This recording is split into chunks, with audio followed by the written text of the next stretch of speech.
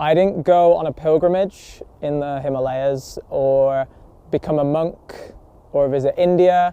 I went traveling in Canada and a little bit in America. And I feel like I learned quite a lot about myself and a few other ideas from a lot of the experiences I had out there. So this video is basically talking about a few of them, I guess. So let's do that now, shall we? The first thing I'd say that I learned is that ignorance is incredibly virtuous. Now, I always used to think that ignorance as an idea or as a word kind of conjures up memories and thoughts of people who are probably very self-centered and quite rude and horrible to be around.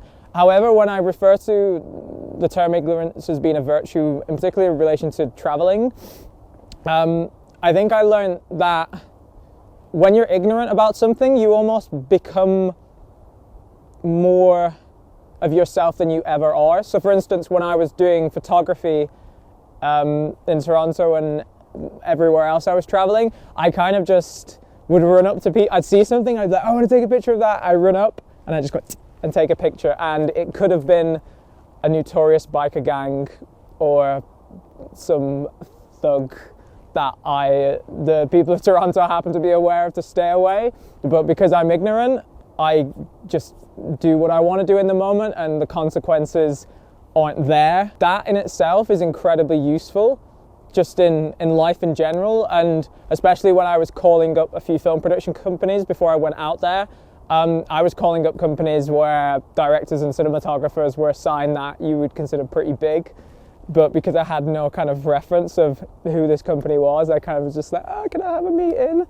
And 95% of them kind of said yes, or would give me some advice of some sort. And I find in England, or at least the place that you're brought up, you almost have this, I think it's the difference between objectivity and subjectivity. I think people live where they live, they go to work every day, or they're in the same surroundings most of the time. And I feel like after a while, that starts to become very subjective in how you see things. But if you're new to a place, you become incredibly objective and you see things very new and completely fresh from a perspective of this is how it actually is, rather than how your mind is perceiving things to be. And I read a really great quote in a book called Vagabonding, which is a travel book, and it essentially talks about how traveling is the only time that you ever come back to a place where you're about 5 years old, 5, 6 years old. Because I remember when I was young, my parents used to take me on walks kind of in the Lake District or some countryside of your choice. And I remember having this kind of childlike innocence and awe about everything, where you just see a cool vista and you'd be like, wow, that's amazing. And I'd just run up to things regardless of how dangerous they were.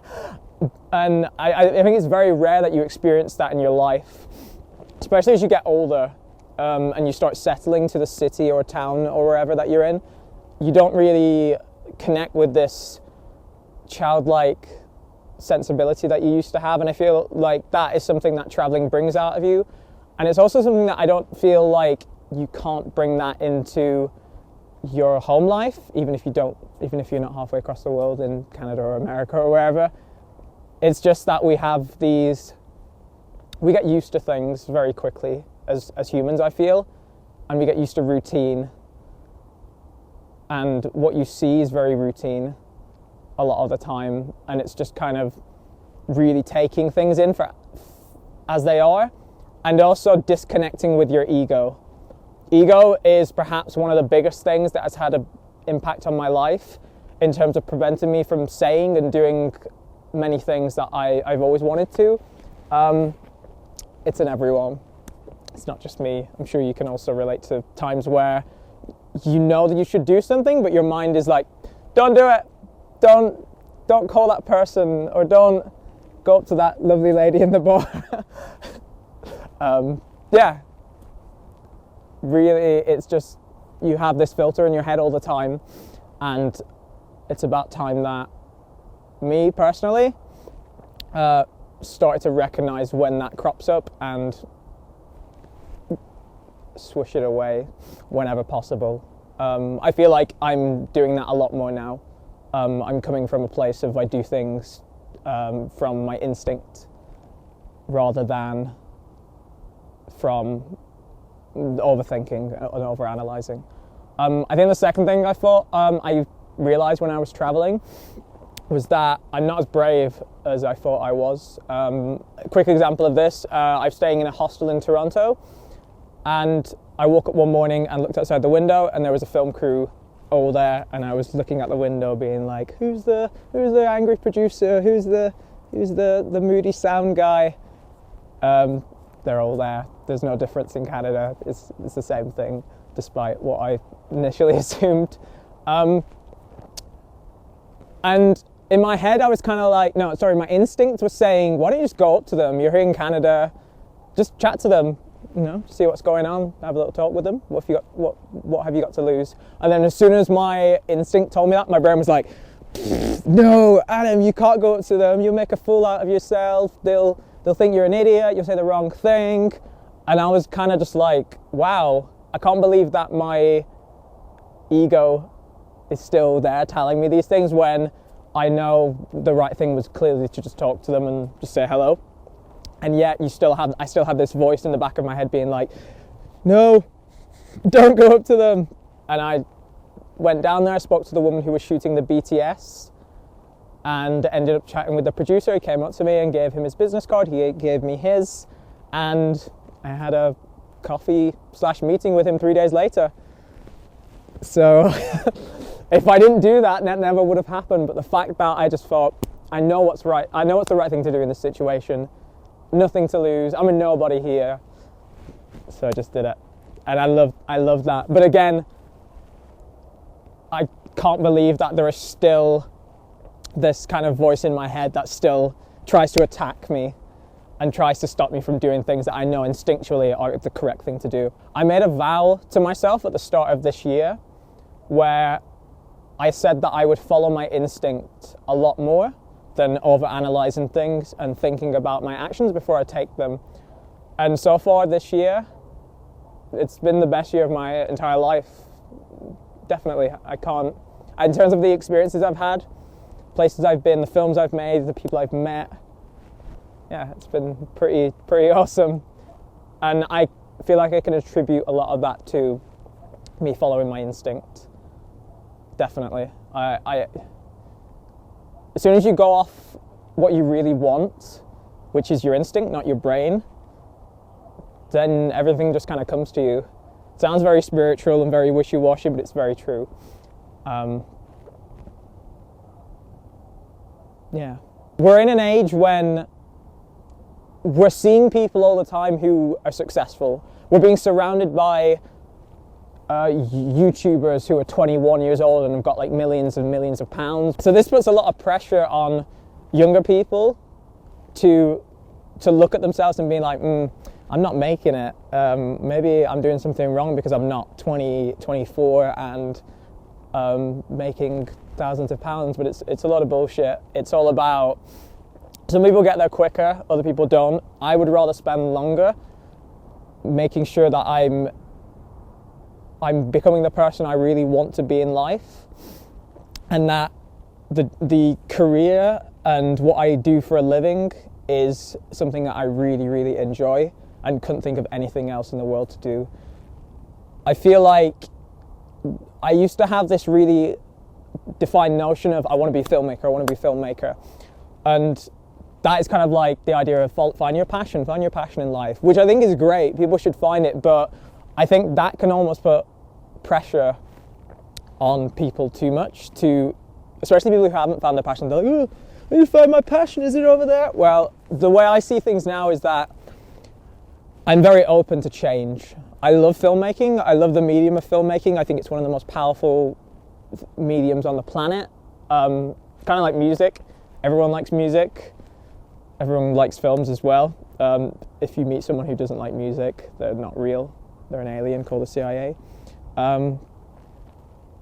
So the way I see it, my purpose, or whatever that is, or at least my purpose now in this moment, is to create things and for people to enjoy that in some way, or for it to make them think about things in relation to their own life, or just things and ideas in general. It doesn't have to be about them. And I feel like as soon as I started having that mentality, all pressure kind of disappears, and everything just becomes really calm, because there's many ways I can create this connection with people. At the moment, filmmaking is something I love, and until filmmaking stops becoming enjoyable and I stop having this ability to create these connections with people, then I will quit and maybe do something else, and I don't know, become a monk or a completely different career path. I think I'm open to that, and this openness kind of just leads you into what you actually enjoy doing. When you travel, you have this funness about you. You have this like I mentioned, the childlike kind of innocence and playfulness about you, and I don't see why you can't have that in life in general. We work the jobs we work, we make the money we make, we buy the things we buy to be happy, but it doesn't make sense that our default state, under this assumption, our default state is unhappiness, and we do things to be happy, or happier than what our default state is. It doesn't really make sense. Like, why can't you just be happy why can't happiness be your default, and the things you bring into your life just increase that? It's kind of weird, isn't it, how we think that we buy this new laptop camera or new hair straighteners, which I clearly need, and that will make everything better, but it doesn't. Remember the first time you buy that iPhone, you're really excited. A week later, it kind of doesn't mean anything anymore, and then you're chasing the next high.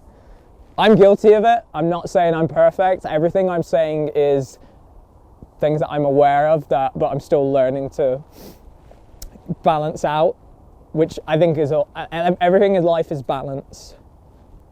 I'm not saying don't buy stuff that you enjoy buying. I'm also not saying, oh, you should be traveling more, because I've been able to travel just because I've worked to be able to travel. I'm not privileged in any way. My parents come from a very working class background.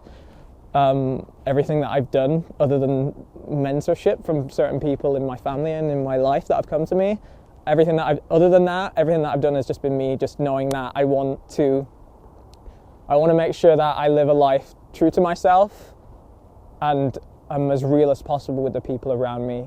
And if we want to go a bit existential, the meaning of life in general, I think there really isn't one. I think you create your own meaning. There isn't like a set one for everyone. But for me, at this moment in time, as long as I can look back and think I created things and left my mark on the world, then I can't think of anything else more enjoyable than that to leave behind.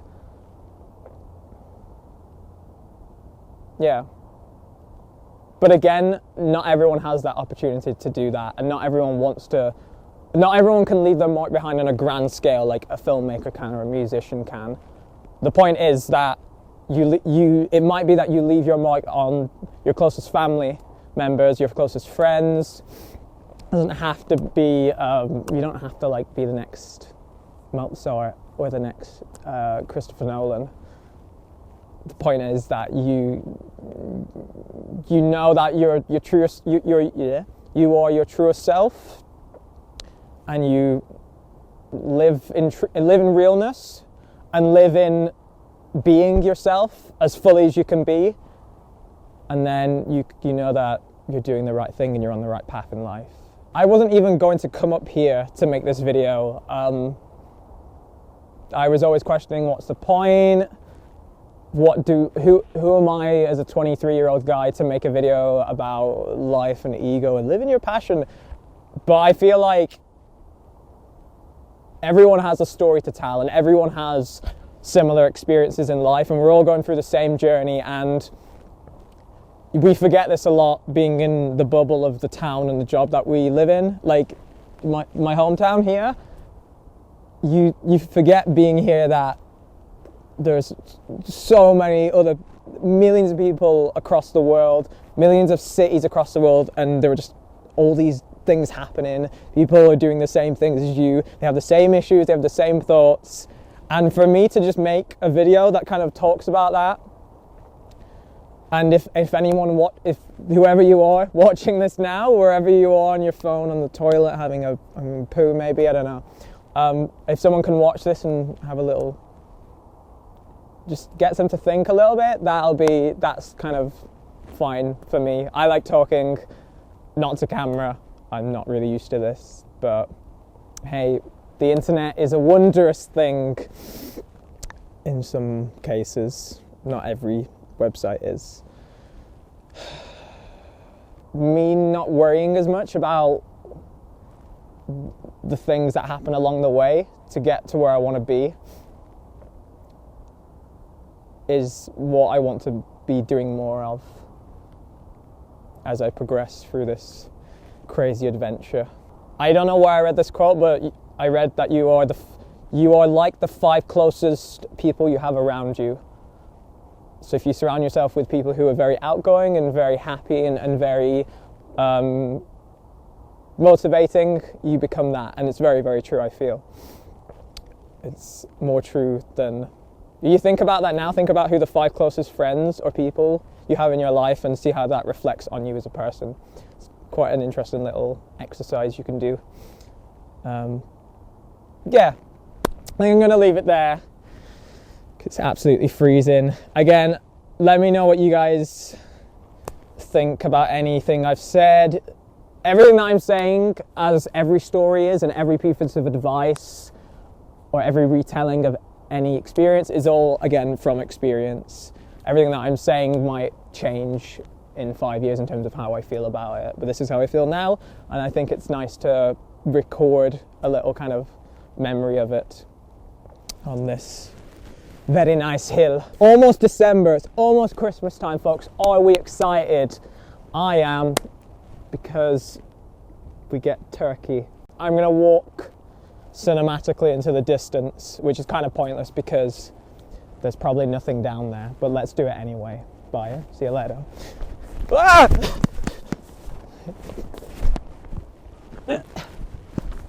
Nope.